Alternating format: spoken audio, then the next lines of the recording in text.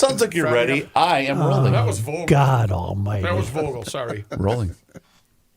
Josh Arnold, investment consultant, brings you Garage Logic podcast number 1,763, which is probably 1,700 too many. It's April 22nd. Wow. It's Earth Day. It's Earth Day. Buckle up, GL'ers. It's Earth Day. It's, what is it? It's April 22nd, 2026. 90 degrees, the record high. That was in 1980. 23 degrees, the record low. That was in 1874. We're on the home stretch of ice outs. Minnetonka went out on this day in 1952 and 1983, and White Bear Lake went out on this day in 1974. Call Josh Arnold at 952-925-5608 for a free 48-minute consultation. Hail the flashlight king. And now, from the mayor's office above the boathouse on the east shore of Spoon Lake, it's Garage Logic with Chris Reavers manning Technology Corner, Kenny Olson from the Krabby Coffee Shop, John Haidt in the newsroom, and of course, the Rookie. Here is your flashlight king, fireworks commissioner, and the keeper of common sense, your mayor, Joe Soucheray.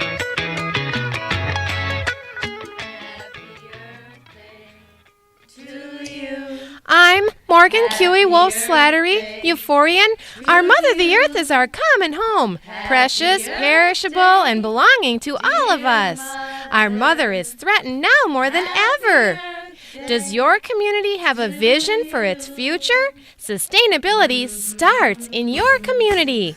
Today is Earth Day, but it's also Car-Free Day, Equity and Environment Day, Sure. Yep. Earth Week, Yeah. Earth Month, Yep. Anti-Deforestation Day, Yep. Crime Victim Rights Week, I think so. Volunteer Week, Reading is Fun Week, Yep. Playground Safety Week, Turn Off the TV Week, Yep. Bring Your Daughter to Work Day, Harbor Day Week, Kiss Your Mate Week.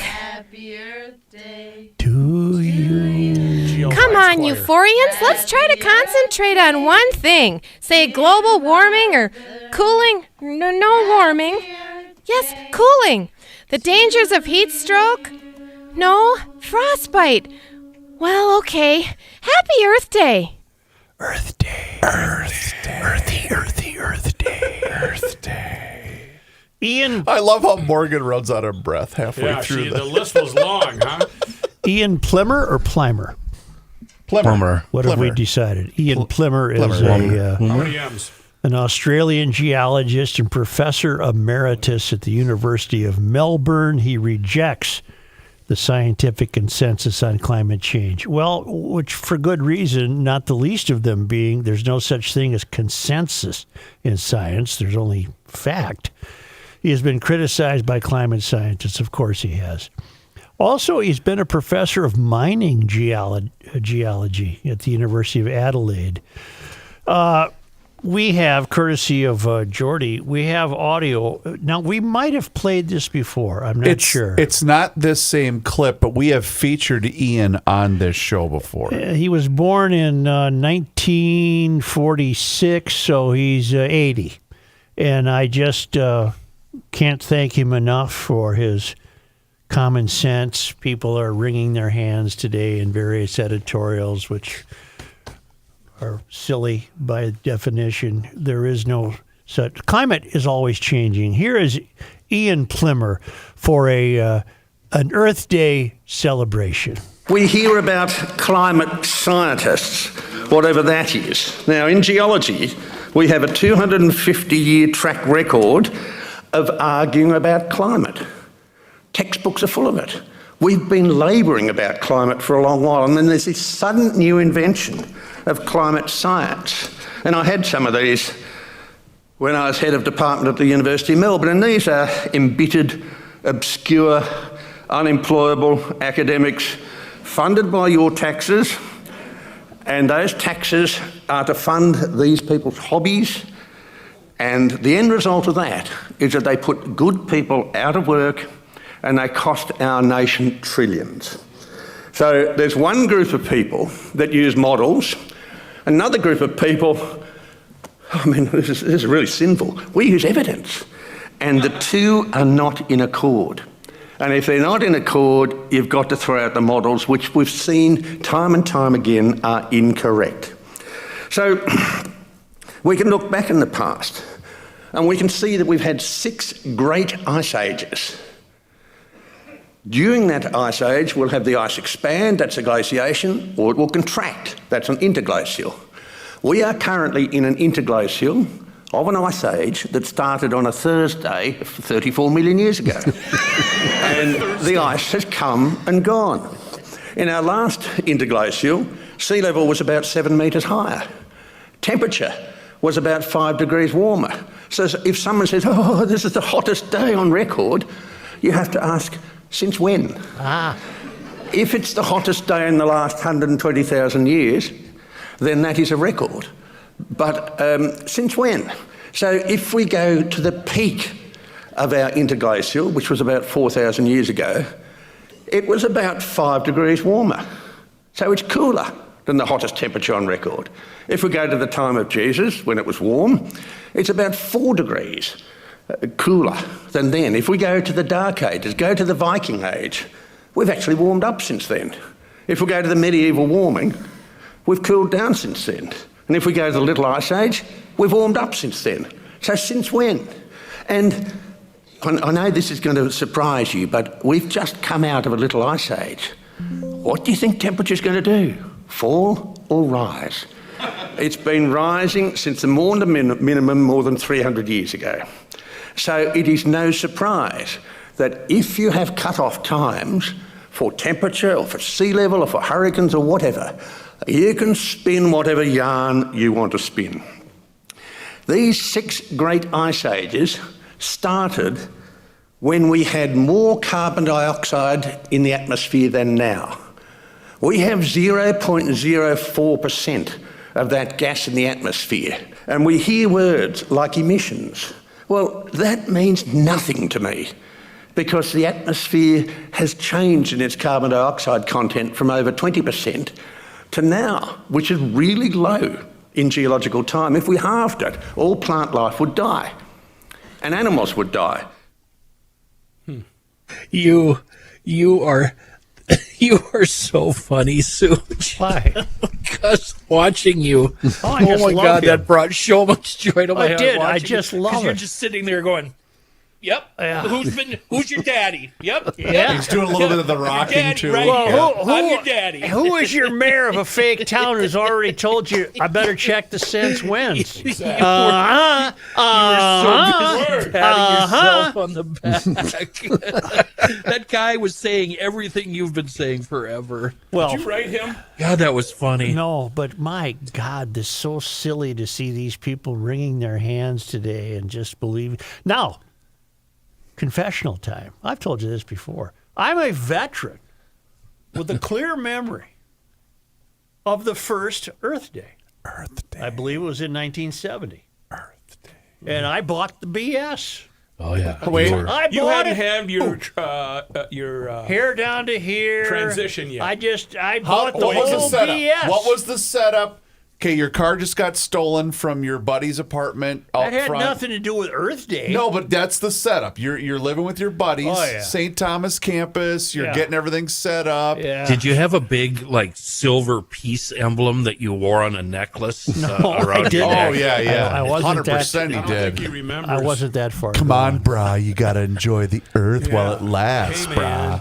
And the academy wasn't even failed then. There must have been this intuitive belief among college students to reject the man. I know what Kenny's thinking. To reject. Look at this Nixon loving hippie, as Royce tweeted out a couple of years ago. Look at this bosom. That's Royce would say.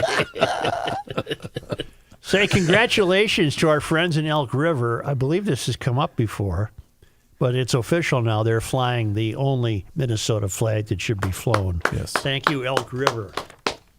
That could be a way to push back in this state to get more and more people flying the old flag, not the Walls flag. Will they be penalized? I think Mayor Jimmy Francis is working on that for South St. Paul. I think right he now. should. We should have a leaderboard. I'd like to have a list of cities. Like a checkoff. Good Yeah. call, Ken. Yeah.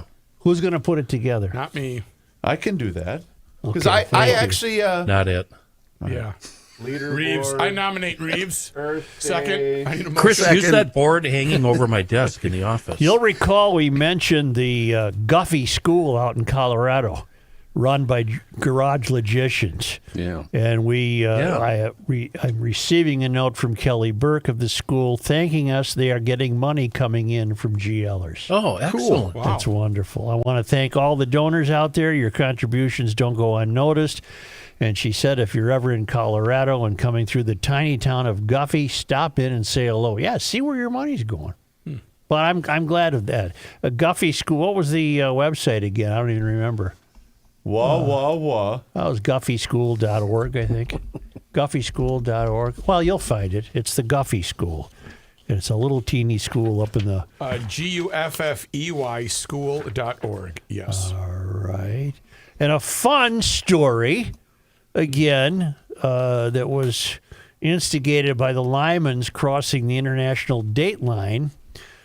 John in Oak Grove, Minnesota writes, the February 1st issue of the Star Tribune had an obituary of Alfred McLaren, originally published by the New York Times. A submarine captain, he took his sub to the North Pole and played a baseball game there, making sure the pitcher's mound was exactly on the pole. If you hit a home run, you would circumnavigate the globe. A hit into right field would go into yesterday, and the throw back from right field would be into tomorrow. Isn't that wonderful? Wow, fun. Isn't that wonderful? And our friend Krista. How do you verify that, though? What are you doing? What are you saying? What is wrong with you people? Did they have instant replay and Yeah. pitch count? Hey, that was out of the zone according to KBS. Can I get the replay? Chris. You have to touch your head. John, would you look up that guy? Just to I have shut him, Reavers yes. up. Huh? I have him up right now, All right. actually. Would you read that part and then Reavers shut up Well- about whether it was a fair ball or a foul ball? That part God is almighty. that's not in his Wikipedia, but I'm looking for the it's in baseball game. It is over. So I was outside by 2 inches. You're not in tomorrow. You're in today. Who's this that writes this? Oh, it's not Krista. Where's her email? Come on your on, desk. Joe. You left it on your desk. It's right here. It's right here, Kenny. There it Don't is. worry about It's it. in your hands. Yeah.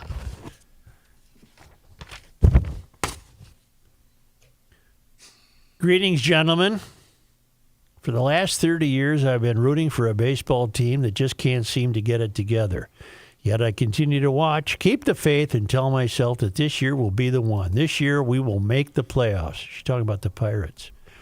I also try to attend at least one game per season, and I believe it is one of the most relaxing, comforting, and mood-boosting activities that one can participate in. Her headline, her subject line, by the way, was baseball and Kenny and George W. So Kenny's going to get a shout out here. Oh. So Friday afternoon, my husband and I made the 2.5-hour trip to Pittsburgh to see the Buccos play the Tampa Bay Rays. The car ride was expected. My husband cussing, huffing, puffing, groaning, and yelling at the other drivers, the road work, the bridge closures, and the inadequate signage. However, fun. the rest of the evening for me was sublime on account of, you want to know why? Brace yourself, in part because of Kenny Olson. Oh. In the last couple of weeks, on at least 2 occasions, Kenny has suggested to you, Joe, that you try to remove yourself from the trappings of mulling over the political rhetoric and discourse, recommending rather that you sit back, relax, and enjoy the show. Excuse me. Like you, I find it difficult to do so, as every time I think the president and other politicians can't do anything crazier, they do something crazier. I listen to your Minnesota tales of woe and think, surely the fraudsters are done stealing, lying, cheating, and winning, and yet I'm proven wrong almost daily. I feel my blood pressure rise with every news report and imagine a horrible outcome that will keep the kids I used to know from ever living in the kind of United States that I've held so dear. That said, I got in the car Friday and made up my mind that I was going to concentrate on baseball. We got to PNC Park about an hour before the game and made our way to the club section and ordered ice cream. As I sat there imagining how the ice cream in a plastic mini helmet was likely not the most hygienic of healthy choices I could have made for dinner, I spotted two former Pirates players whose heyday was 30 years ago walking through the room. I waited until they stopped, approached them, asked for a photo, and they both obliged. They were kind, gracious, and friendly. When we got to our seats, the crowd around us was energetic, and like us, they were there to enjoy the game. A family of 5 sat in front of us. The 3 kids were under 10 years old. A group of Pitt students sat behind us. No one was drunk, inappropriate, or rowdy. It was just baseball. Everyone cheered when we scored, and everyone stood for the anthem, the 7th inning stretch, and the fireworks display after the game. When the 12-minute fireworks extravaganza reached its peak, the streams of red, white, and blue caused the crowd to cheer. It was in that moment that I realized that for about 3 hours, I didn't think about politics. I didn't think about race, religion, weapons, or war. The only tribalism that was evident was our desire to win the game and enjoy the beautiful weather and watch some damn good baseball and fireworks. After listening to Tuesday's podcast in one of those moments that felt like more than coincidence, I happened to stumble upon a clip from the Today Show that aired Monday or yesterday. I do not typically watch any of those daytime shows, so I am not even sure why it showed up on my phone. Nonetheless, there it was. Jenna Bush was interviewing the remaining former presidents, Clinton, Bush, Obama, and Biden. They were discussing current politics as well as the 250th celebration, this year's semi-quincentennial. While admittedly these men know how to speak eloquently as well as give answers that are corny and canned, I was moved by some of what they said. George W. Bush noted that he believes the outpouring of patriotism that was evident after 9/11 is latent in the American soul. He mentioned a comical encounter that he had with Michelle Obama while attending John McCain's funeral and noted that the country is starved for those interactions between different types of people.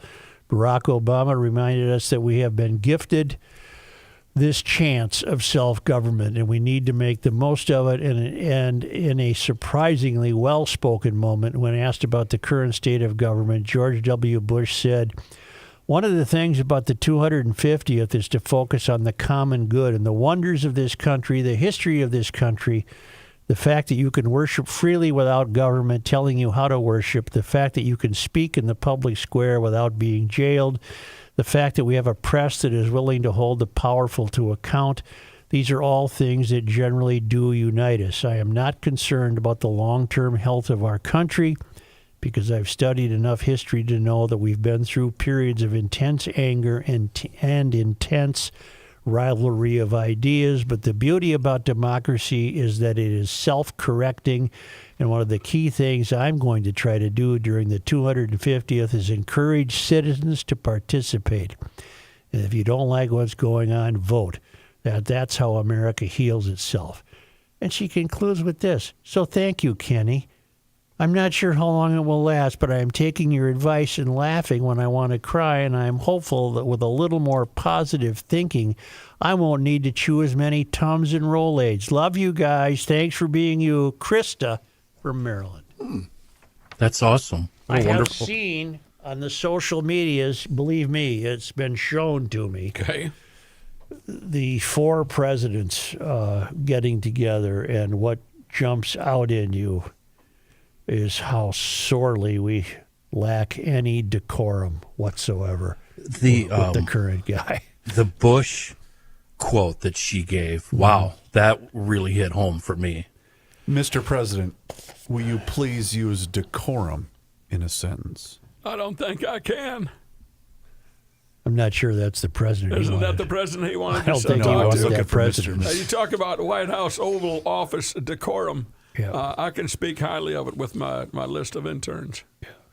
Let me tell you something. Right now, That was all great that she notes this, and it's all true, but it's really a struggle to put into context how far we've fallen from just the behavior of those four. Oh, I don't care about their some of their stuff. I agree with much of what I didn't agree with, but the Seems environment, like mere peanuts. the environment was more steady and calmer, and they were civil human beings. Transfer of power, working together for the next person to come in. but we had periods of war. We had things like that under previous regimes. All of it handled as civilly as possible. If that's not oxymoronic, that a war could be civil. All of it handled. Mostly peaceful war, Walls? No, not mostly peaceful, but we have no one right now in a position of major power who has any sense of decency or commonality with the people of this country. Just and you could none. look at senators and representatives and say that for a lot of them too. Yeah. Do you think it's the influence of social media on everybody's brain? Yeah. Because No. all of That's this a part. Well, I this think it's behavior started on social media where you treat each other so horribly. well, but Trump's behavior predates social media. So I maybe can't he started it on social media. But if you look at Bush's outgoing speech welcoming President Obama, it's full of class. Okay, there's the word. That's what's missing. There's just no class. The country feels kind of ragged and tattered right now. There's no class whatsoever. But based on Krista's email, why are we letting us get this? Why are we letting this? Oh, Why? Are we letting Why? This this- get us down. There.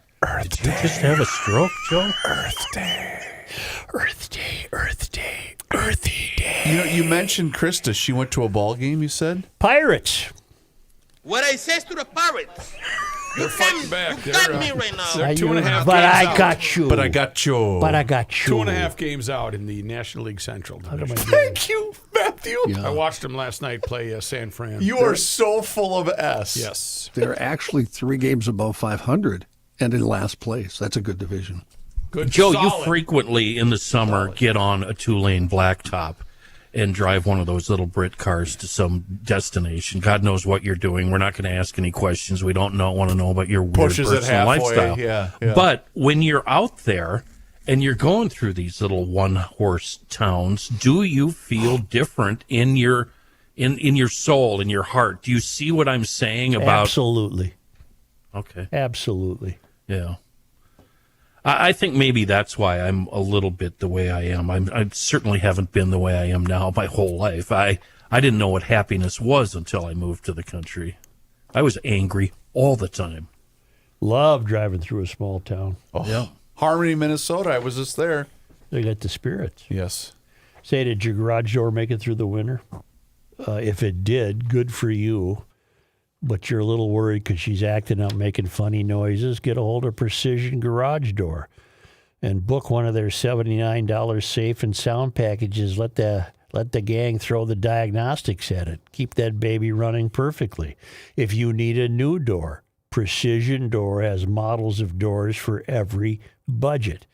A garage door designer comes out. You shoot the breeze. You get the right unit. Bing, bang, boom. You got a new door. Improve security, improve the value of your home, saves energy, and GL'ers, you can get up to $400 trade-in credit for your old garage door when you purchase a new garage door from Precision Door. Book online at precisiondoormn.com. That's one word, precisiondoormn.com, or call Precision Door at 612-263-6985 to schedule your free on-site new door estimate, or book a Precision Door, what did I call it? Noisy door tune-up? No, the safe and sound package. That's right.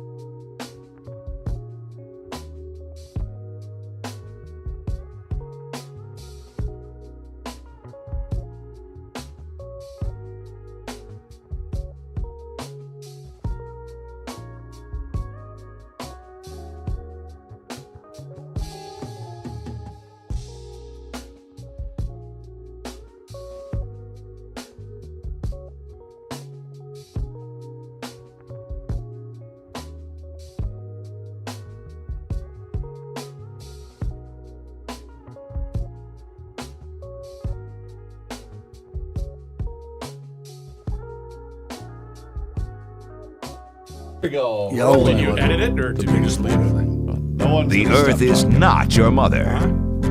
The earth is not your mother. The earth is not your mother. The Joe Souchere Show. Time to get it done. I know you've been thinking about it. Get that new Alumacraft boat with either a Suzuki, a Yami, or a Mercury outboard. We're talking brand new here. Warner's Dock in New Richmond is the perfect place for a GL'er to get a new Alumacraft fishing boats. Premier Pontoons, one of the best made. They're top of the line, and they're also at Warner's Dock. They'll take your trade if you're thinking about that. If you'd like to upgrade that power unit, this is the one that gets my attention. I would love to get a brand new 4-stroke outboard. Warner's Dock, they're a champion in repowers. A nice, quiet, purring 4-stroke. Doesn't that sound wonderful? They do it all there, from sales to service, storage. It's the place for all your boating needs. Anything you need, repairs, electronic installs, trailers, services. What's in their title? Docks, of course, they do it all. They will ensure that your family has a wonderful summer on the water. They've been running strong there in New Richmond for 79 years. 4 generations of family committed to giving you an amazing dealership experience. Get yourself to Warner's Dock today. May I have the Ilhan Omar update, please? Here is your latest Ilhan Omar report on Garage Logic. I believe her now. I believe her. Oh, you're on Team Ilhan? Wow. Well, I mean, it was just an accounting year. I also believe she has 61 goals this year for the Frost. I'm with her. Yeah. 100%. Yes. Say, the only update is I thought maybe the Sahan Journal, which has done some intensive work in the past, I thought maybe they would be examining this nonsense about Omar having an accounting error. The last, and all I could find, the last reference to Ilhan Omar in the Sahan Journal is March 3rd. So they're not, perhaps they're going to look at it someday, but they're You know who is going to break it down in a major way? News from the Krabby Coffee Shop. Today? We're having Professor David Schultz on. Wonderful. He's a political science professor. You know what David also is? A fighter. A CPA. Is he really? Yeah. So he's going to teach us some magical accounting skills. But we're going to break it down. He's got a lot to say about it. And we're going to start at the very beginning, from her first setting foot on this continent right up until today. We're going to cover it all. When did it come up? When did the hullabaloo start that we all suddenly discovered that she was worth $30 million? Was that just this winter? That was last year when she filed. We wondered how she jumped to $30 million. It was her last release. Correct? If I'm remembering correctly. I think I can tell by John's posture he's trying to help me. Because the other question then becomes, well, if that was just a simple error, why did it take so long to get discovered? Question of the day. But there's also a portion of it that has to do with her husband's winery, because didn't they I don't dissolve? care what's involved with it. right. What took so long? We found out. You all We right? got a pencil missing, Rook. May of 2025, Joe, is when it first appeared under. What was the context? It was put. They have to put disclosures out every year. Members Yeah. of Congress. It Yeah. was in her latest financial disclosure, which was filed in May 2025 and covered 2024. Oh, okay. So a year goes by before we are told implausibly that was an accounting error. A year. Whoopsie. It's almost May. I'll be damned. I think the most important thing, and the one thing that I want to spend the most time talking about on Krabby with David Schultz, is the fraud connection. Yes. I mean, I think there's a very important connection to be made on how the bill she supported passed through right away in the early days of COVID, and that opened up the door for all of the fraud we're seeing. I would like to return to the Boundary Waters area, even though proposed mining there is not within the Boundary Waters. I have a great email from Brady Brady Luthens, who writes, "Hail the Flashlight King." Hail you! That was more like it. As a loyal listener, I've often thought about weighing in on the various topics you and your cronies discuss on a daily basis, but have chosen to listen rather than engage. When the topic of the removal of the mining ban came up last week, I thought I could offer a local perspective on the issue that I have not heard to this point. I was born and raised in Ely and have remained here to this day. As a child, I was fortunate to have a father that introduced me to the outdoors and developed the desire to explore all the boundary waters in the Quetico Park had to offer. Like other youth in the area, I worked at a local canoe outfitter in the summers, assisting would-be adventurers heading out and hopefully returning from their week of exploration into the wilderness. We also spent all of our free time fishing, hunting, and camping throughout the park and loved every minute of it. I continue these activities today with my family, sometimes under protest, but always valuing the time spent. I write all of this to hopefully add some credence to what follows. When the topic of pristine wilderness is brought up by the armchair warriors that stomp their feet when discussing potential mining projects, I often wonder if they truly know the history of the area. I have hunted ducks on an island in Basswood Lake where all the resorts used to dump their garbage. The shoreline is primarily made up of old tin cans and glass bottles from the 50s and 60s, hiding just below the surface of the water. Do they know that when they closed these resorts, Forest Service employees were caught dumping cabin contents into the lake rather than hauling it out? They also know that most of the park was logged at one time, and the evidence of this, while fading, is still present today. I could go on with 20 other examples of human habitation and activity that directly contradicts the word pristine. I also say this as someone who enjoys the land for what it is, not what it is made out to be. I wholeheartedly agree that this place is good for a person's soul, and like most others who have experienced this area and remain to make it their home, I will continue to enjoy it. I want to offer one more perspective when it comes to mining. I am employed by one of the taconite operations that have been producing material to make steel for this nation for nearly 70 years. The environmental controls that are in place now, as Ms. Lucas stated last week, have turned an industry that had historically questionable performance at times into one of the most environmentally sound extraction industries in the world. The state of Minnesota has permitting guidelines and requirements in place to ensure that all mining operations are meeting or exceeding the standards for proper environmental stewardship. I would not think that the copper-nickel projects would be treated any differently. As you've discussed, environmental groups such as Save the Boundary Waters, Northeastern Minnesotans for Wilderness, Friends of the Boundary Waters, and the Sierra Club all wage their social media wars on devices made with the exact materials these mining projects will produce. What also hasn't been highlighted enough is the fact that these operations pay workers livable wages. They contribute not only to the local economies, but statewide via the taconite tax. Tourism is a part of the economic fabric of the area, but it does not compare to the revenue generated by the mining operations or the people who work for them.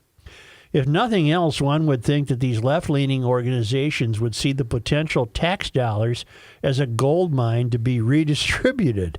My apologies for the length of this email. There are many more aspects of this that I would love to go into, but I won't monopolize any more of your time. It will be interesting to see how the projects develop and the time frame any meaningful progress is made. Thank you for your show and the smiles it brings each day when I'm driving to work so I can cover my 43% property tax increase for 2026. Wow. That's right. It's not just the Metro that's getting stuck with the social justice tab. Good luck, Brady Luthens at Ely, Minnesota. Brady, I'm appointing you our correspondent. Wow. I'm appointing Brady as our Ely correspondent. Brady, I hope you accept that promotion or position. Promotion. Well, it's an honorary. Well, it's an honorary could position. be honorary or Not paid, of course. Thank you, Brady. I would love to hear more from him. I think that's right up our alley. Would you like to take a time out and hear from Mr. Height? I would. All right. Hi, John. But you know what I like to do first? Huh. Talk to you about North American Banking Company. I like banks. That's where the money is. I like banks. Yes, I do. What? I like banks. How about you? Hey. What's up? Dog. Not much, dog. What's up with you? Yeah, come on. To create a better banking experience, Joe. That's their tagline. And you know why? Since 1998, they decided to make that their mission. And you know what? They've been delivering upon that every single day since 1998 when they promised to create a better banking experience for you, for your family, for your business, for your lunch, for everything associated with North American Banking Company. Get that feeling anytime that you walk into any one of their 6 Twin Cities locations, whether it's Roseville, 50th in France, Woodbury, Hastings, Shoreview, and Maple Grove. They will pour you a tall glass of refreshing liquid if you walk in any one of those 6 Twin Cities locations. Mr. Bilski will happily deliver on that. And you know what? Check them out online today. It's nabankco.com to learn more. Once again, it's banking done differently. North American Banking Company, member FDIC, is an equal housing lender.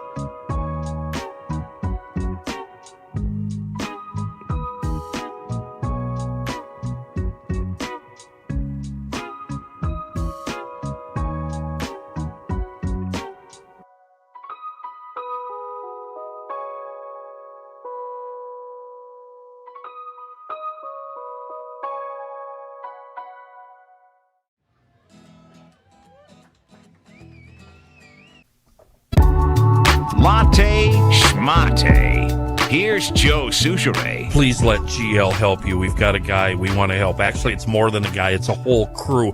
It's a bunch of crews, actually. Get hooked up with our guys at professionalturf.com. I'm talking landscape here.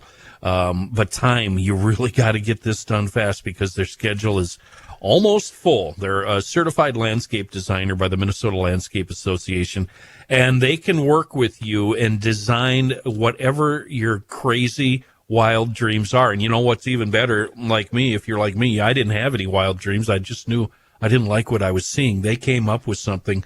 We went with it, and boy, not only does it force the value of your property up, it gives you curb appeal, and it really does a lot for your self-esteem. It's just nice having a place to hang out in your backyard. ProTurf can do that.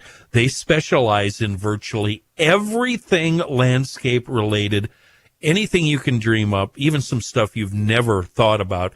And they can show you the finished product with their project with their imaging software before they even start. It's really amazing. All you have to do is log on to professionalturf.com and schedule a free in-person estimate. ProTurf has been providing superior lawn care treatments, landscape, and irrigation service since 1982. Schedule that free estimate right now at professionalturf.com. May I echo something Kenny said?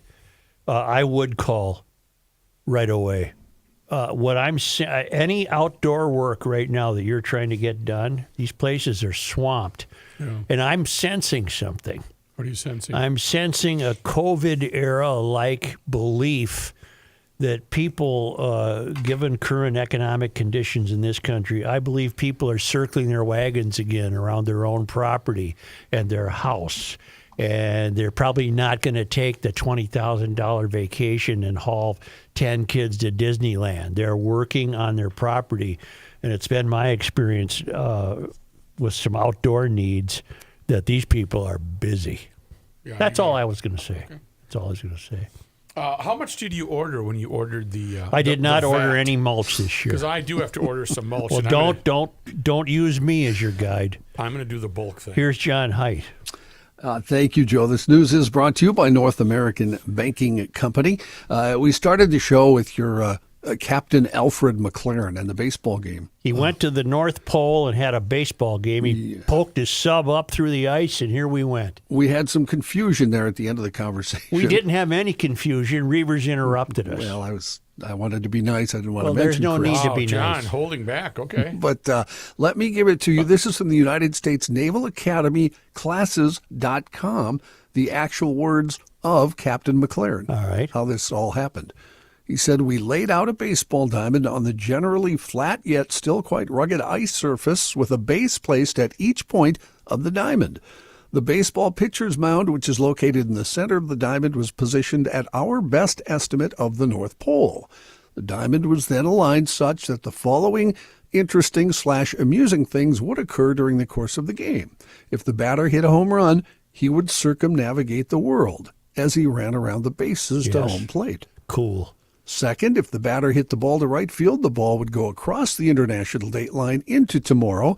And if the ball player from the opposing team in right field caught the ball and threw it back toward the pitcher's mound, he would be throwing the ball back into yesterday." Fantastic. During the game, sliding into the bases on the sea ice took on a new meaning, and we were never sure just exactly what day we finished the game.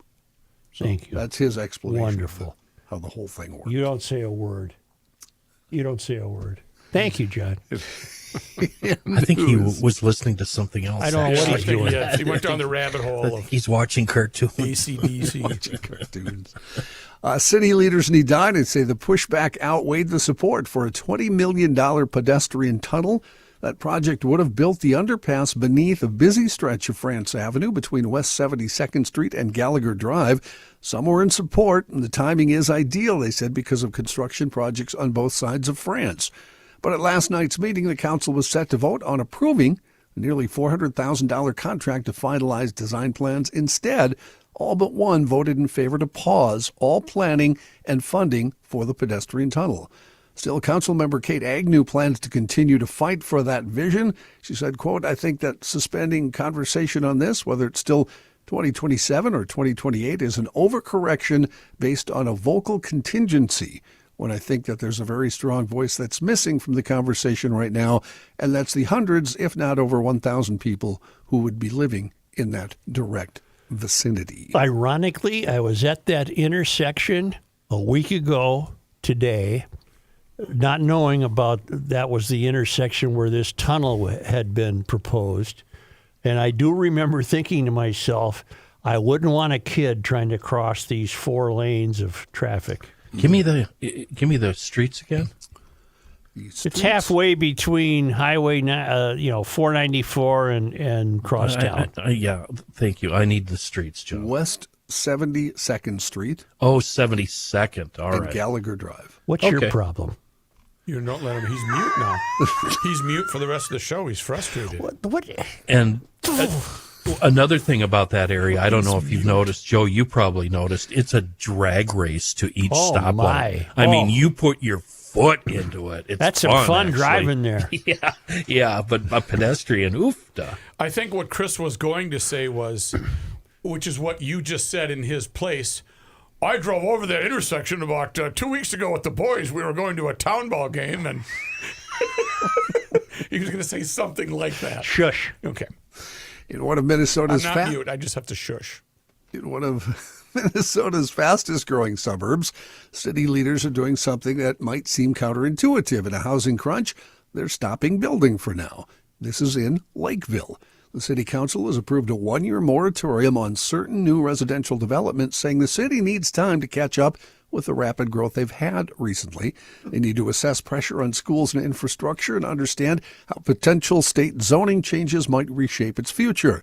The pause does not stop all construction. Hundreds of already approved lots can still be built, and homes already in the pipeline can move forward.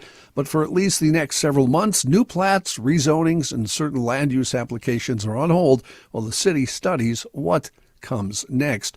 According to the city, the population has climbed from 69,490 in the 2020 census to 77,971. That's an increase of almost 8,500 residents, or 12.2% in just 6 years. The city sits around 78,000 residents. If current trends continue, they expect Lakeville could reach 90,000 people within the next 5 to 8 years. So that's where a developer will throw up a whole neighborhood, right? That's what you're talking about there? Yeah. Spec homes. Yeah, all right. State Senator John Hoffman proposed a new bill this morning, designed to increase security for elected officials.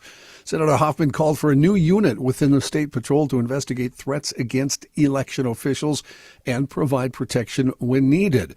Hoffman, of course, is speaking from personal experience. A shooter injured him and his wife, Yvette, and traumatized their daughter, Hope, last summer. Prosecutors say the gunman then went on to shoot and kill Minnesota House Speaker Emerita Melissa Hortman and her husband, Mark. This proposal would add 30 to 38 new members to the State Patrol, 11 of whom would be sworn troopers. The rest of the new personnel would be support and administration staff. The new unit would have personnel stationed at the State House, the Minnesota Supreme Court, and the offices of the Minnesota Attorney General, Secretary of State, and State Auditor. State estimates the proposed new Protection Services unit would cost about $13.1 million in the first year and just over $12 million year after that. Wasn't there a movie actress named Hope? Who am I thinking of? TV maybe? It's not important. I'm sorry. Hope was on Days of Our Lives. I'm sorry I said it out loud. Hope Lang. Do you have any idea Ghost down there? Mrs. Muir. Reavers? Hope Davis, Hope Lang, Hope Summers. Lang, maybe that's what I was thinking. thinking. Thanks. I wish I'd have said that a minute ago. I didn't hear you, John. I'm sorry because hope this segment ends. We lost her in 2003 at age Man, 70. I don't need to know that. She was in The Ghost and Mrs. Muir, correct, Brooke? Yes. Yeah, thank you. A lot of Thank you very much. spouses. My fault. 3 spouses. My fault. I hate to be the buzzkill here. Yeah, what do you got? How many troopers do you have in that story, John, that currently are assigned to the Capitol complex? I do not have in that story. Because I have only number. 14. That's all I can find. And I hear them log on every morning. So what would the number be with this new program? 11 of them would be sworn troopers, so that you'd have 25 then? Okay. And the rest would be support and administration staff. Okay. Here I'm seeing 50 non-sworn Capitol security officers. Okay. What are those, like squirrel chasers? Those are rent-a-cops? Probably. What are they? Yeah. Okay. All right. Best Buy has announced its CEO, Corey Berry, is leaving the company later this year. The Richfield-based company says that Jason Bonfig will replace Berry when she officially steps down at the end of the third fiscal quarter. Bonfig right now is the company's chief customer, product, and fulfillment officer, and he'll also now join the board. The change comes as Best Buy looks to boost revenue numbers that have largely fallen over the past 4 years. The 51-year-old Berry has led the Richfield-based electronics retailer for 7 years and was the youngest CEO of a Fortune 100 company when she took the office. Her final day will be October 31st. Bonfig will become the sixth CEO in the company's history. Best Buy currently has about 80,000 employees. And President Trump nominated University of Minnesota economist Christopher Phelan to be the next chairman of the White House Council of Economic Advisors yesterday, a key position for conducting analysis of the economy and the administration's policies. If confirmed by the Senate, Phelan would succeed Stephen Miron, a Harvard University-trained economist who worked at investment funds and joined the Federal Reserve Board of Governors last September. The council's vice chairman, Pierre Yared, had served as acting lead after the president shifted Miron to the Fed. Phelan's resume suggests a keen interest in the ops of central banks, a major interest of the president, who has pressured the Fed to dramatically cut its benchmark interest rates to drive stronger growth, even though doing so could risk higher inflation. You think it's a bummer where somebody's in their field, they get to the top of their field, and they get the call from the White House to be the bigwig, and it's from President Trump. Like, do I really want to work with you? Maybe not. You wouldn't want to. What would it take for you? I don't to know work anything out about that. DC? How much am I getting paid? Yeah. Right. That'd be the first question. Yeah, it's all based on that. Why don't we take a quick break here and hear from Mr. Mikulski? You're not going to get the call, but you can certainly make the call to welterheating.com. That's the website. I will tell you that the Welter family has, since 1904, that's over 120 plus years, the whole family, 4 generations, serving the metro area of the Twin Cities, located right there in South Minneapolis. And the heating units, the air conditioning units, and the indoor air quality units they've worked in over the years have changed quite a bit, which is why their certified techs have to go through training to keep up with the technology. But more or less, if you hear something, funny noises or some banging, whatever the case may be, don't ignore it. It's going to heat your house. It's going to cool your house, and you rely on that, whether it's 85 degrees today or 40 degrees this weekend, whatever the case may be. They've got a wonderful website at welterheating.com. If you want to go old school, you can go 612-825-6867. The Twin Cities' most trusted HVAC services, the Ray and Welter Heating Company. They've been providing expert residential heating and AC unit services throughout the Twin Cities metro area, again, since 1904. So call them, tell them you heard it on the Garage Logic podcast. Rick and the crew, they're all garage logicians, and they will do you right. I've worked with them, and I want you to have them in your home in case there's a problem. Welterheating.com. This spring, this summer, keep your shelter nice and cool with the fine folks from Ray and Welter. Thank you, Rookie. In other news, Iran's Islamic Revolutionary Guard Corps said it had seized 2 container ships today in the area of the contested Strait of Hormuz, Iranian news media reporting, hours after President Trump announced he was extending the ceasefire there. Earlier on Wednesday, UK Maritime Trade Operations, a shipping monitor run by the British Navy, reported 2 ships had been attacked near the strait, one by a gunboat belonging to the Revolutionary Guards. Iranian news media reported the Guards had targeted 2 cargo vessels, the MSC Francesca and Eponymous, and the force's Navy later claimed to have seized the ships after they attempted to navigate, in their words, without the necessary permits. Meanwhile, it appears the U.S. blockade of the strait not working as well as they'd like after dozens of Iranian vessels secretly slipped past U.S. surveillance. The Financial Times reporting 34 Iranian oil tankers have slipped through the blockade, 19 vessels exiting the Persian Gulf, another 15 ships entering from the Arabian Sea toward Iran. John, it's been very difficult to determine what's working and not working in the Strait of Hormuz. We turn now to our correspondent in the United Arab Emirates, Mr. Vogel. Mr. Vogel, thank you for joining us, but we're wondering, thank you, is the strait open or not open? It seems to change almost hourly. say of you, the mine is like aisle 7, open for cereal boxes and oil tanker to come through. They say it's closed, it's not closed. USA versus Iraq. Thank you, Mr. Vogel. What's oil? Oil aisle 7. What? Oil aisle 7. Oil is in aisle 7. Yeah, I think you didn't have any further questions. He answered all of your current and future questions. Over the side of the pirate. What I says to the pirate? Yeah. You got me right now, but I got you. You speak Vogel, yes. Mr. Vogel, as long as we have you and you're there, and you can, grocery store, not the same. All right. What I was noting is that the Iranian naval capacity seems to be limited to basically speedboats, maybe even inflatable boats with high-powered outboard motors. Has that been your experience in seeing that? Speedboat and a bad pontoon, cirrhosis of the river. Those pontoon like Kenny's boat. Thank you. Mr. Vogel will... Do you have any thoughts on like Earth Day, Mr. Vogel? No, the 21st. All right. Thank you, sir. Paper, sandpaper. Thank you, sir. Chris, you have to look up right now, Chris. I'm sorry to do this to you. All right. Gerald from Clarkson's Farm. Okay. It's Jeremy Clarkson's show on Amazon. He's got a neighbor, Joe, exactly audio separated at birth. Where you can only with pick our up guy. Only You pick can't up one understand. word. And all the guys, when he talks, they all just nod and go, oh, yeah, oh, okay, yeah. Yeah. That's not you. We have Mr. Vogels in the Mideast. Right. Did you have a catheter then for? Yeah. Yeah, we don't take that down, drop it, keep pink, that keeps going. You got to do it yourself. I cause them points because they see your brain, drop another one. The thing, see, so you got that big round mushroom. When that's whistling round, though, it's got a teapot in or something like that, and then a pad full of. The accent. He's the British You could be a version British Mr. Vogel. All right, now hold on, because Kenny knows the subject, and I saw the caption. What was that gentleman I'm going talking to guess he was about? talking about rain. No, he's talking about he had a health. catheter. He had a health procedure, Thank you.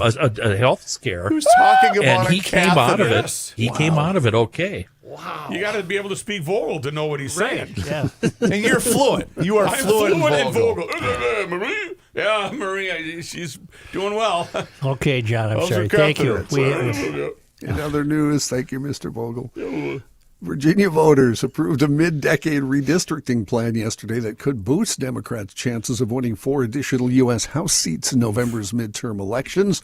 The constitutional amendment, narrowly backed by voters, bypassed a bipartisan redistricting commission to allow the use of new districts drawn by Virginia's Democratic-led General Assembly.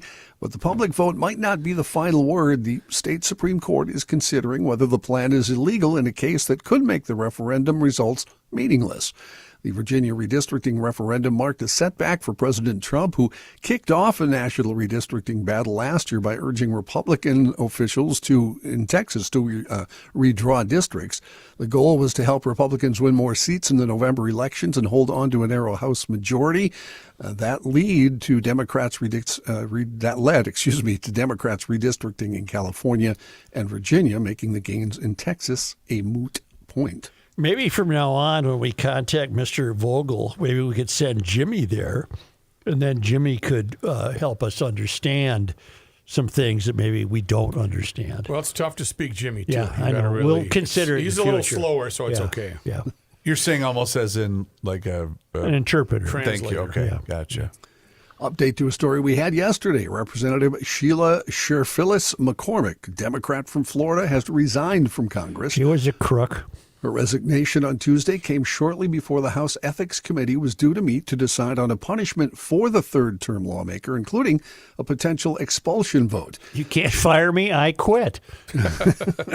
Phyllis McCormick faces federal charges, prosecutors alleging the lawmaker and her brother stole $5 million in federal disaster funds stemming from an overpayment related to COVID-19 vaccinations to their health care company.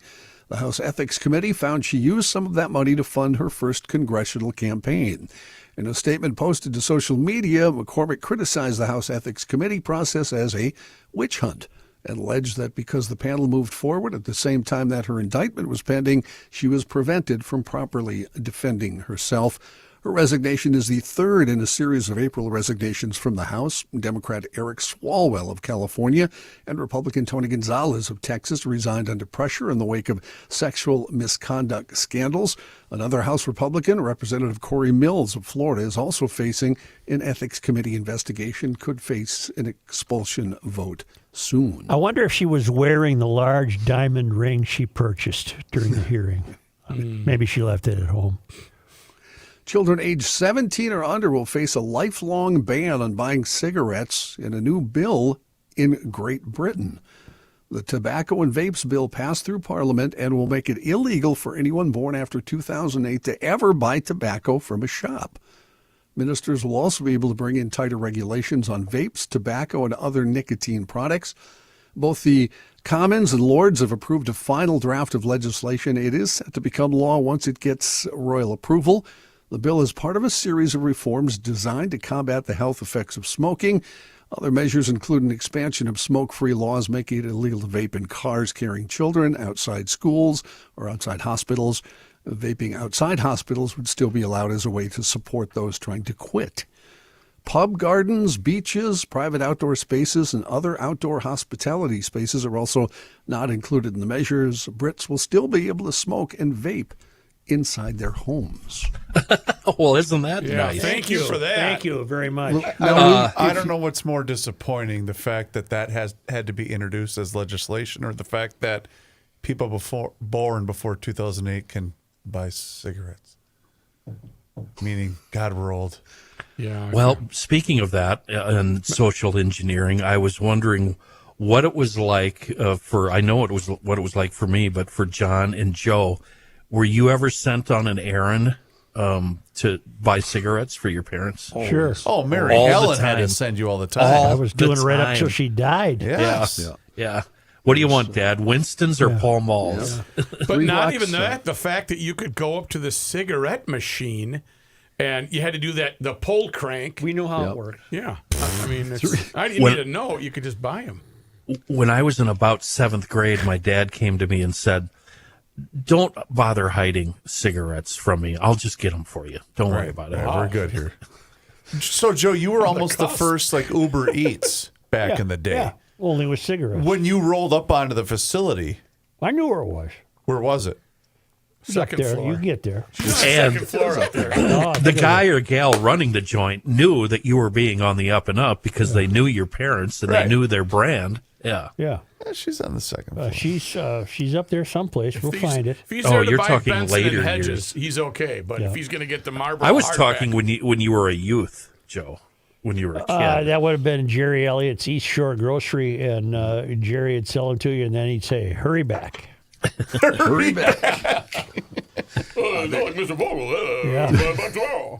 3 blocks south of my house in Mandan, North Dakota, M&H. My mother would send me down there all the time when I was 12 years old. Yep. And they'd, sure, there you go. There's a packet. I'd go to the bowling alley.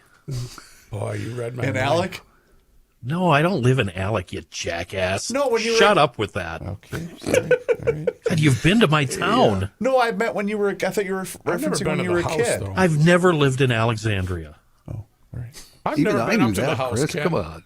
And you What else never do you got, will John? be. I What have, else do you have? Probably not. I have a musician death.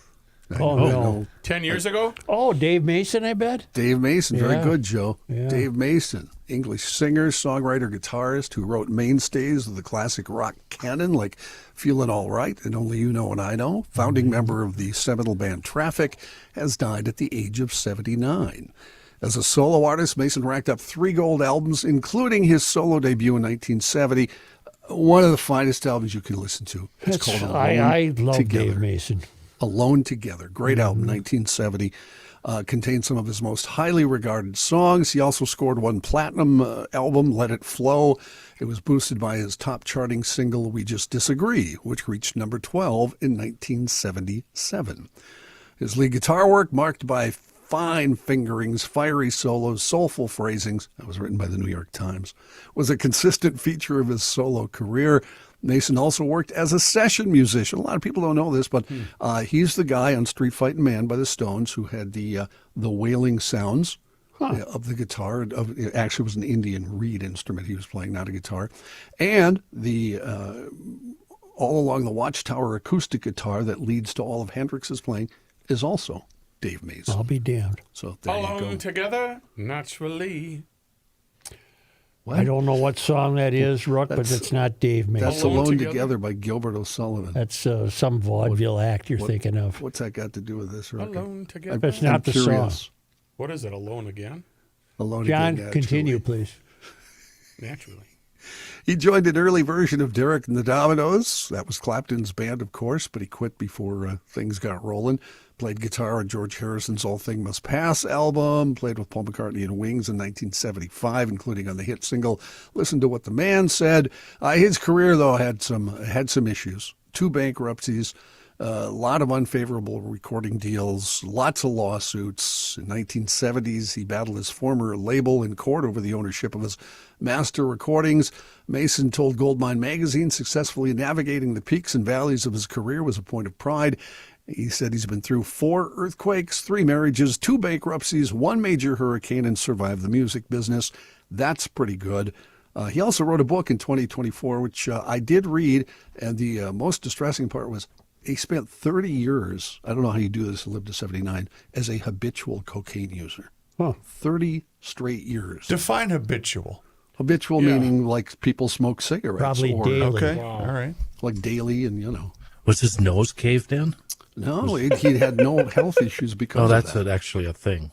Although he did lose, he went off the road last year because of health issues, which I'm sure must have been related somehow to how he'd treated his body. So anyway, Dave Mason, dead at 70. Your nose implodes? Yeah. She'll cave in on you. Yeah. That's kind of a sign to maybe slow down, huh? John, thank you. You're welcome. Oh, you know what? I want to tell you about something since Mother's Day is sneaking up on us. Okay? Earth Day. I mean Mother's Day. Yeah, Mother's Day. An Aura frame is the perfect Mother's Day gift to help your family remember moments that Mom helped you get through. Like for you, Joe, I want to use you for an example here, if you don't mind. Cigarettes. No, Joe, I know Joe's got an Aura frame, right? Yep. And just think, if one of the kids you used to have could have taken pictures or maybe even video that time that your very sick wife had to sit on a chair in the kitchen and tell you how to make supper after. What a memory that could be documented. Yeah. Remember when you whined about not having anything to eat? Even though He's looking at his watch. I didn't whine it. I said, "This Sunday. Are we going to eat or just think if there had been one of your children there with that, and this could all be on an Aura frame, and we could all watch it continue. The pepper steak photo. I'm sure the CP would love to bring that one up daily at about 5:20. Look at him. Yeah. Look at him. Look at this chair. The Aura frame at my house, up to over 1,000 pictures and videos, and yes, you can add as many as you want. And as a Mother's Day gift, it's perfect. It comes in a premium gift bag at no extra cost, and you can personalize the whole thing by adding a message to the frame itself before it arrives. Things are hand down cool. They're just oh yeah. Did you get any pics of that hands on what electric bike that you Hands owned for down. about 10 minutes No. and then went to Chicago? No. Aura frames named number 1 by Wirecutter. You can save on the gifts that moms love by visiting auraframes.com. For a limited time, listeners get $25 off their best-selling Carver mat frame with the code GL. That's AURA frames.com. Code GL. Support the show by mentioning us at checkout. Terms and conditions apply. Hands down is what I was thinking.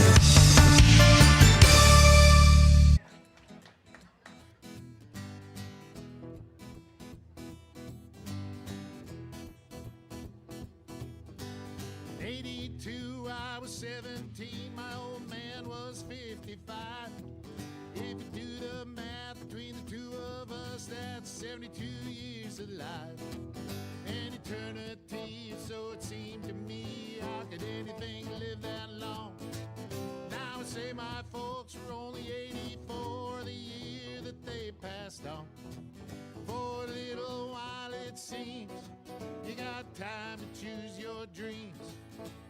Pretty soon you look around and you see 100 years ain't what it used to be.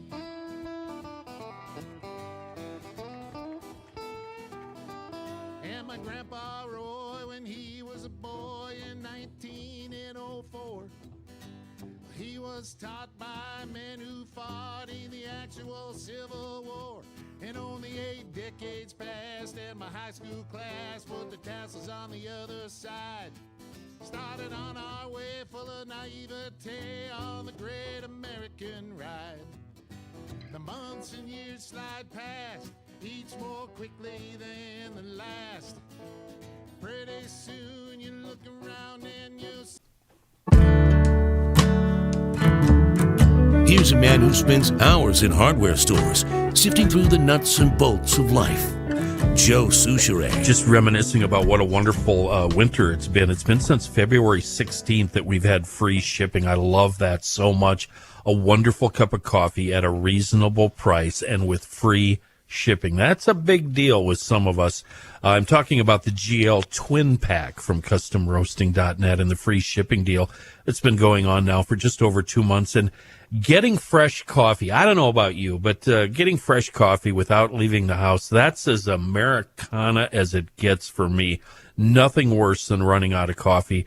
I want you to check out the 2 blends that Custom Roasting is offering us. They have a dark roast option where they throw in 2 pound and 3/4 bags, one of the Boundary Waters blend and the other one, the French roast. Both are really good if you like dark roasted options. The lighter option is Minnesota Morning and Columbia Excelsior. That's also a wonderful option from CustomRoasting.net. And if you've never been there before and you're watching on YouTube, you are seeing the GL Starter Package, where they offer 4 different blends from light roast to dark roast. And that's also a fantastic option if you're just getting into it now. A longtime Minnesota company working right out of Buffalo, Minnesota, staffed by GL'ers and lovers of delicious coffee. If you need a wonderful cup at a reasonable price and free shipping, you need CustomRoasting.net. 2 notes about what are now 11 missing or dead scientists, all of whom were connected to space technology work or study. One of them was named Amy Eskridge, a 34-year-old researcher who worked on anti-gravity technology. She died in 2022, and it was called a suicide. She died in Huntsville, Alabama. New information uncovering texts she had written to friends really cast doubt on the fact that it was a suicide. She wrote to her friends, if anything happens to me and it's called a suicide, that didn't happen. Holy buckets. She writes. Okay. And this is the Daily Mail. I don't know where they get their money, but my God, they devote a lot of time to this story. And they've reprinted the texts that have been discovered. She had a friend named Milburn, says Eskridge's message to him saying that a member of her research lab with advanced weapons experience was convinced a directed energy weapon had caused her injury. She suffered some burns before she died. My ex-CIA weapons guy on my team saw my hands when they were burned really badly a couple of months ago, and he saw that the window pane in my house was burned. I'm jumping ahead in the story. I apologize. My point is, here's a text she wrote. I don't know. It was creepy enough for me to tell several other people, like, hey, if anyone reports that I killed myself, I bleeping did not. Jeez. Some of them were like, yeah, I know that did happen to me too. Yep, someone is absolutely trying to taunt you into killing yourself. It's real and don't do it. With pretty nuanced advice on how to navigate it. That's absurd.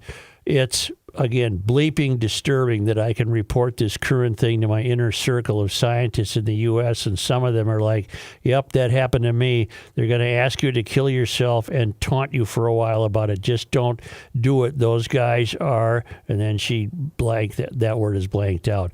What the actual bleep? Who are these bleeping people, and how common is this exactly? What the hell, she wrote. And she shows a picture of her hands that apparently were burned in some spy situation. A directed energy weapon. Yeah. Really interesting. I've never heard of anything like this. Capable of, let me find the details for you. You keep going. I want to find the details on this weapon. She, in a statement to CNN, Eskridge's family said she was a marvelously intelligent person who suffered from chronic pain. People should realize that scientists die also and not make too much of this. So her parents are on board in not getting too excited about this. Yeah, scientists die, but not 11 of the... See, 11 to me is a number that's worth wondering what the hell's going on. Here's an interesting quote for you, Joe. This is the gal talking. My ex-CIA weapons guy on my team saw my hands when they were burned really bad a couple of months ago. He saw the window pane in person. He said that he had built things like that, and it was most likely an RF K-band emitter run by 5 car batteries strung together from inside an SUV. We don't know who's doing this, or if, in fact, she committed suicide. But there's another story in the news today. Have there been... Boy, this is a real grim question. Have there been other cases? Is this a form of mental illness where somebody says, if I end up dead and they say I killed myself, I didn't, and then they go ahead and kill themselves? I don't know. Is that a thing? Just after the Clinton years. I'm looking at a picture of her. She's like a cool gal. I don't know if you can tell anything from that. But here's a decorated veteran pilot, aerospace engineer, and defense researcher was killed in a private plane crash in South Carolina last week, raising questions about whether the incident is related to the deaths and disappearances of 11 scientists tied to nuclear and space research. James Tony Moffett, 60, was flying with his wife Lisa and sons Andrew and William, who are 30 and 28 years old, when the plane crashed in a wooded area near the runway at Union County Airport in South Carolina just this past Friday. Family was from Huntsville, Alabama. Okay. That's where Amy was from. Was traveling from the Raleigh-Durham area of North Carolina to Huntsville and had stopped in Union City to refuel. The Union County Sheriff's Office said the crash occurred at 6:30 p.m. The family was flying a Mooney M20 single-engine aircraft. There's no one suggesting that it's a conspiracy, but now I'm wondering, because this would be number 12. Authorities have not yet released a cause of the crash as the NTSB and Federal Aviation Administration investigate the incident. Moffett is the latest scientist with ties to aerospace research at NASA to make headlines, with the deaths and disappearances of 11 individuals with similar backgrounds raising concerns. His son, Andrew, was an up-and-coming researcher at the time of his death. The 30-year-old was a research engineer and scientist at the University of Alabama in Huntsville Research and Engineering Support Center. The elder Moffett earned a master's in aerospace engineering from Georgia Tech and previously studied as an experimental test pilot for the Navy. Following a 21-year military career, Moffett worked as a payload and flight crew support specialist at NASA's Johnson Space Center Astronaut Office, where he participated in 14 Space Shuttle ISS construction missions. Sound like a pretty experienced pilot, huh? Yeah. Michael David Hicks, Frank Maywald, Nuno Lario, Jason Thomas, Amy Eskridge, Carl Germer all died between 2022 and 2026. Monica Riza, Melissa Cassius, Anthony Chavez, Stephen Garcia, retired Air Force Major General William Neal McCaslin, all reported missing from 2023 to 2026, with each of the disappearances occurring under suspicious circumstances. So there it is, folks. Among the other problems we have, will anyone get to the bottom of this? Well, the president said on February to release it. Will they? That's the question. Do you know who Representative Tim Burchett is of Tennessee? Yes. He's one of the guys that wants the information to be released. He says he's seen pictures and videos of things that defy any reason that we have, and everybody says, well, it's our stuff. It's the Russians. It's the Chinese, he added. If it's the Chinese, ma'am, they would own us. If it was the Russians, they wouldn't be bogged down in Ukraine. And if it was ours, we would never risk our military fighting men and women in $500 million aircrafts out there with these things they're spotting. Mm-hmm. He says they can hover for hours on end and that they can shoot straight up and they can do angles. I don't know. Will it ever be revealed? I don't know.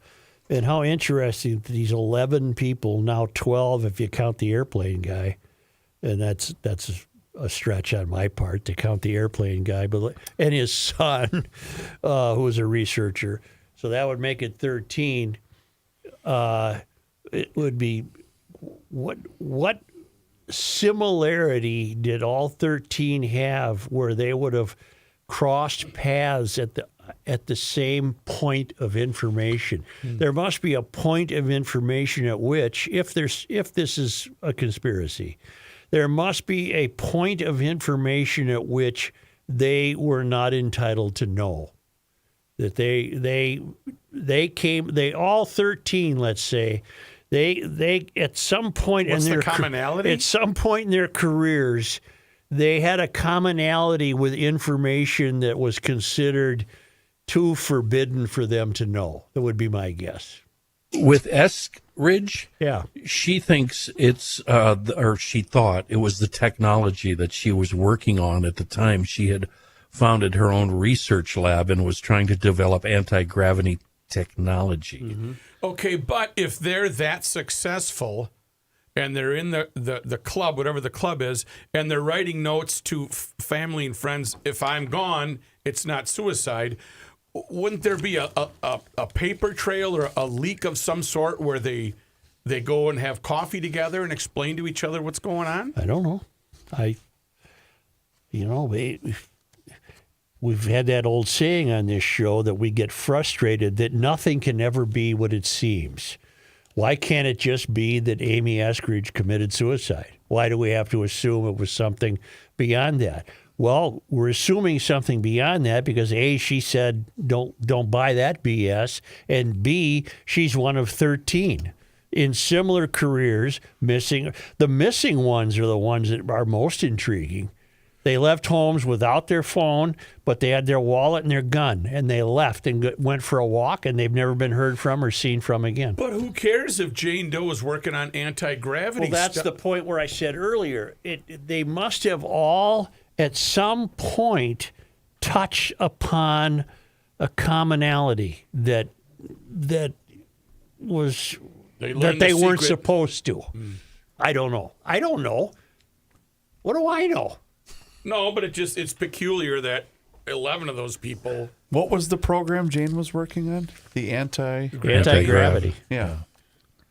And she thought that other defense contractors were onto her and wanted her to stop her Maybe research. it's money. Maybe anti-gravity is worth billions of dollars to somebody who has the means to put together a consortium to develop it, but they'd have to own it, and she was on top of trying to figure it out. Cut to the chase, then. What are you suggesting? Those anti-gravity machines? Well, I don't know what I'm suggesting. Oh, I thought you were going somewhere with Well, that. either the Russians, the Chinese, and the U.S. are bumping these people off, or the aliens are bumping them off. We just don't know what's going on. What's your take No, on this? I was waiting. I thought you were going somewhere I wish else. I had someplace to go, because I happen to believe that part of our life experience right now is going to be an increasing exposure or discovery of exactly what the hell's going on. I got what you're doing. You have a theory. I think you know. I You think just might be don't number want to 12. go there because you don't want Are to be you number 12. I don't know anything. Give me your phone. I don't know a What's thing. going on? Yeah. Garage Logic. Nope, he's gone. He gone. He gone. You going nowhere? Okay. Why do you think I'm not? The interests have finally gained the attention of the House Oversight Committee. That's James Comer again. He of the Ilhan Omar doubts. By the way, she's having a rough day today. Who? Ilhan. She's like Tell a me about it. cornered rat. Isn't We'll she? have more on tomorrow's program. Well, is something urgent we need to know? Not really, but she's being asked some tough questions. By who? The press. Well, there is no press around here that will ask her tough questions. No, it's in Washington. Oh. Yeah. If the Star Tribune had any desire to be a Wait, go ahead, finish your thought. Had any desire to be a real newspaper, they'd quit writing about Prince and get 5 people on this to get to the bottom of this. Did you know he died 10 years ago? Yeah, I did know that. Purple Rain. What was your favorite Prince song? Rock and Roll Love Affair. Lady Cab Driver. Lady Cab Driver is a good tune. It's dirty. I don't need the... Darling Nikki's not really up there. I don't need the dirty stuff. I need the rock and roll DMSR. stuff. Dance, music, sex, romance is a good party tune. Rock and Roll Love Affair. Oops, sorry. Or Flintstones. That was You got Rock and Roll Love Affair? That was Meet the Mets. Flintstones. I can't play that. Let's go Mets. No, let's go Twins. Oh. 12 in a row they've lost. The Mets? Yes. Only because they come to us from a ship at sea. From the traveling linemen. Guess where they are now? They're at Port of Call. They're outside of Tasmania. They're on the water. No? Yeah, they're hit the drink. Papete, Tahiti. French Polynesia. I bet that's nice. That sounds very tropical. Wow. Yeah. Wouldn't that be something? I see a lot of birds of paradise. Toucan Sam. Yeah. Very good. Fruit Loops. Shitload of stuff. That's the only reason they come to us. That's right. That's my exposure to toucans. Is Toucan Sam on Fruit Loops. You know, wait a minute. Yeah. You know of a bird, a toucan. Yeah, Toucan Sam. From a box of because of a box of cereal. He was the Fruit Loops spokesman. Fruit Are you Loops. kidding me? How do you I miss think that? it's more odd that you don't know about Yeah, toucan you're on Sam. the, you've got Mr. Science Guy. You're on the out. You're guaranteed you've had multiple boxes of Fruit Loops in that house with as many Absolutely young not. ones No, running around. No, seriously, not. Really? Oatmeal and white bread toast. Yeah. No butter. Make sure you get your fruit. I'm Yul Gibbons. You ever eat a pine tree? Many parts are edible. You didn't eat Fruit Loops when you were a kid, Joe? We were right in there. Maybe I did. I bet he was cuckoo for Cocoa Puffs. Yes. Fruit Loops were so good. Lucky Charms this morning in the Reavers God. household. We had Raisin Bran because we wanted to be regular. That's right. 'Cause we're a healthy family. I like shredded wheat. We were taught at a young age. I do too. How about shredded wheat? Peanut butter shredded wheat crunch. is the worst. It's the It's best. a punishment. It's wonderful. It's a. There's Run. nothing good about shredded I wheat like with it. bread. Soak a lot in the milk. Oh, Am I grounded? Okay, Why am I I being can, just Johnny. given this cereal? I'm with Matthew. I can go frosted mini wheats. I can do that. Nope. You give If me you're shredded forced, wheat. under gunpoint. Why don't I just eat this cardboard box? how about shredded wheat with some raspberries on it? No, you still. That's like anytime you try to cut up bananas and put them in there, you get 4 bananas and then you're done. You're GL'ers, it's 131, 78 degrees in the Twin Only Cities. because they come to us yep. all the way from Tahiti in the French Polynesia. Worldwidewaftage.com, the traveling linemen. It was on this day. April 22nd, Earth Cadwallader C. Washburn was born in Livermore, Maine. What a neat name, Cadwallader. They probably called him Cad. Or Wallader. Was born in Livermore, Maine. A pioneer in the state's flour milling industry, Washburn built his first mill at St. Anthony Falls in 1866, and his Washburn Crosby Company marketed gold medal flour. He died in 1882. Just think of that. He was probably terribly wealthy. Wouldn't you think? All kidding aside, this is outside of Washburn-McCreevy. This is a different deal. How in the hell do I know? Well, that's a heritage legacy name in this. So is Washburn Crosby Milling Company. That's why I'm asking. Let me tell you something. Check it out. Shredded wheat. In 1882, the guy was probably the equivalent of a billionaire today. But think about that for a minute. Think about that. What's the problem with that? That's a lot of money. There was nothing to spend money on. Except for shredded wheat. No, you could have a nice house. That's true. And that was it. You would have bought it for $6. That was it. Yep. The guy could have had the finest mansion. He in Pillsbury could have had the finest mansions on Lake Minnetonka. That's it. Boom. No, nothing else. A boat, maybe. You know what he did with his money? I just looked him up. Gamble. He was a philanthropist endowing hospitals and educational facilities, which became Dunwoody College of there Technology. you go. A good man. He gave his money away. That's what you'd have to do. There'd be nothing to spend it I on. don't have any money to give away. I'd be giving it away. You can get your own rail car. Come on in here. You'd be dead in 2 weeks. Here's some money. On this day, April 22nd. In 1903, Alexander Ramsey died at the age of 88. During his political career, Ramsey served as Minnesota's first territorial governor and second state governor, negotiated major land sales from the Dakota and Ojibwe, and served in the U.S. Senate and as Secretary of War. A founder of the Minnesota Historical Society, he was its president at the time of his death. And he probably holds the record for appearing in this day in history. Ramsey, wouldn't you think? Yeah. On this day, April 22nd, 1911, Governor Adolph O. Eberhard signed a law abolishing the death penalty in Minnesota. It was on this day in Minnesota sports disappointment history. Joe, who did we lose to on April 22nd? On April 22nd, 1961, the Twins had their first home win at Metropolitan Stadium. Oh, yeah, yesterday was the first loss. They beat the Senators. That's right. Who they lost who to they yesterday. lost to in their first ever game at the Met. On this day, April 22nd. In 1988, Luther Darville was fired for misappropriation of University of Minnesota funds. Luther Darville. I don't remember He that. was athletic director, wasn't he? Part of the. He was a. Yeah. On this day, Wasn't it like the Bahamas or something like that? 22nd. On this day, April 22nd. In 1987, the NBA awarded Minnesota an expansion franchise. And 2 years later, they started playing in the dump. They played in the Metrodome. Don't we still own the attendance record, though? I don't For know. playing in the wonderful establishment known Could as the be. Hubert H. Humphrey Could be. Metrodome? On April 22nd. On this day. I'm sorry. On this day. April 22nd. In 1990, the Vikings, because of yesterday's This Day in History, have no first or second round picks due to the Herschel Walker trade. Oof. That set them back a little, didn't it? It really did. On this They day. were the Dallas Vikings that won the Super Bowl with Aikman. It cost Bernsey his job.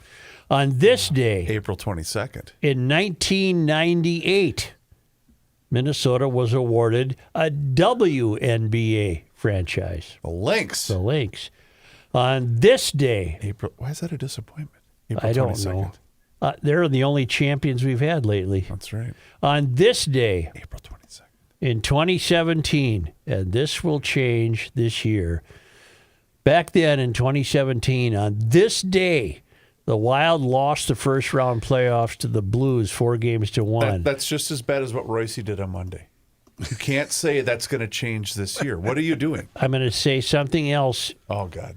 I hope it's not Bro, they got it a tonight. jinxing thing to say. Well, why do you have to even? Why do you have to tempt? Why don't There's we no. react after This won't. Just don't. No. Just stop talking. Don't do it. You know what you could say? Tonight will be a festive. Be an interesting game. West Very 7th. festive downtown. 80 degrees. 8:30 start. I think it'll be just a wonderful, wonderful playoff atmosphere. Matthew. And I will withhold any other comment Thank about the you. Wild. Matthew, how many ticket requests have you put in for tonight's game? 6. Been denied by every You're not getting in. every set of tickets that we You have. have I put worked in for every angle. and I'm not tonight. I'm not America's guest. Thank you, GL'ers. Luther Darville convicted in Minneapolis with 3 felony accounts for taking $160,000 and giving it to some of the student athletes. That was in '89.